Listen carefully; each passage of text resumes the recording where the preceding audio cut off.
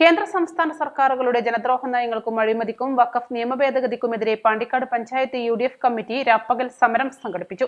പാണ്ടിക്കാട് ടൗണിൽ നടന്ന പരിപാടി അഡ്വക്കേറ്റ് UA ലത്തീഫ് MLA ഉദ്ഘാടനം ചെയ്തു. ഏറ്റവും പ്രധാനമായും ഈ ഗവൺമെന്റിനോട് ആവശ്യപ്പെടുന്നത് വെട്ടിച്ചുരുക്കിയ പദ്ധതി വിഹിതം അവർക്ക് തിരിച്ചു നൽകണം. ഇവിടെ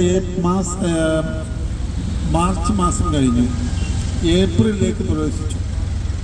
മാർച്ച് മാസമാണ് പദ്ധതികൾ ചെലവഴിക്കുന്നതിൻ്റെ അവസാനത്തെ ഘട്ടമെന്ന് പറയുന്നത്. കരാറുകാർക്ക് അവരുടെ പണം നൽകണം. അപ്പോഴാണ് ട്രഷറി ബാങ്ക് അവർക്ക് പണം നൽകാൻ സാധിക്കുന്നില്ല.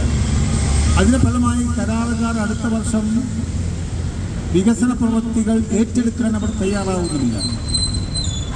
എന്തൊരു ഗതികേടിലാണ് കേരളത്തിലെ പഞ്ചായത്ത് നഗരസഭകൾ എത്തിപ്പെട്ടത് എന്ന് നാം ആലോചിക്കേണ്ടതല്ലേ.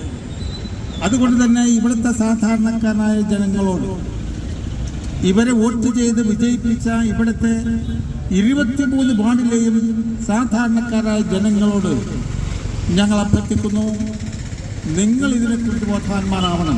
വഖഫ് നിയമ ഭേദഗതി പിൻവലിക്കുക, അംഗൻവാടി ആശാവർക്കർമാരുടെ ഓണറേറിയം വർദ്ധിപ്പിക്കുക, രാജ്യത്തിന്റെ മതേതരത്വം നിലനിർത്തുക തുടങ്ങിയ ആവശ്യങ്ങൾ ഉന്നയിച്ചുകൊണ്ടാണ് UDF പാണ്ടിക്കാട് പഞ്ചായത്ത് കമ്മിറ്റിയുടെ നേതൃത്വത്തിൽ രാപ്പകൽ സമരം സംഘടിപ്പിച്ചത്.